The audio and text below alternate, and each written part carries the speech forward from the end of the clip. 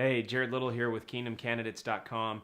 Today we're going to be talking about what do you do when a staffing firm, you've recognized you need a staffing firm to come in, your church budget's going really well, or you have a very strategic hire, whatever it is, whatever the scenario has brought you to make this decision, you've decided we're going to bring in a staffing firm, you get them in, and they lead with the following.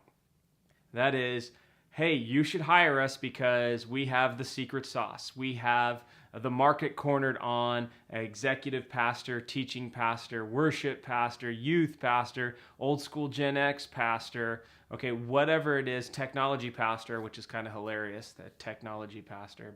Anyway, it's amazing what we call pastor these days. But what do you do when a staffing firm says this?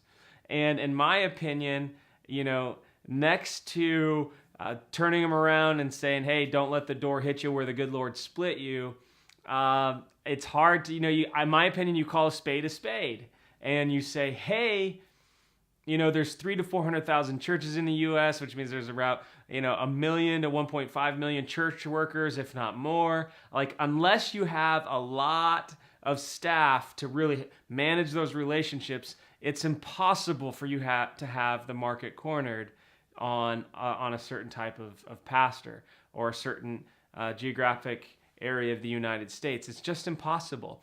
And mostly I say that because of my experience too with staffing is, on the back end of KingdomCandidates.com, I've got candidates that are well into the search process, to the hiring process, well into the hiring process with the biggest staffing firms.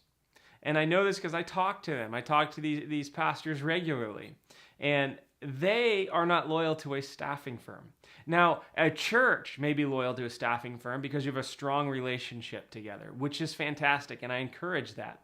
But candidates are not like that. Candidates are looking for God's next best for their lives, which means they're loyal to God's call. They're loyal to their family and what their family needs. They're not loyal to whoever's providing a job or who's got access to a job.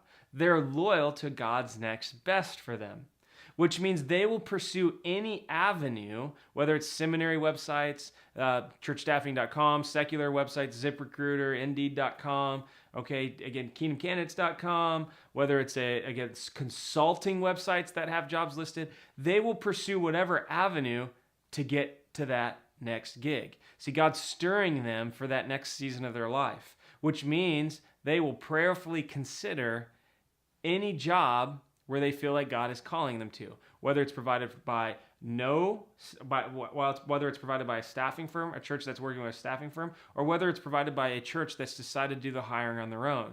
Candidates are not loyal to a staffing firm. So again, all that to say, what do you do when a staffing firm says that? Call a spade, say, hey, thanks for that. And again, I would say, to me, it would kind of be a deal killer.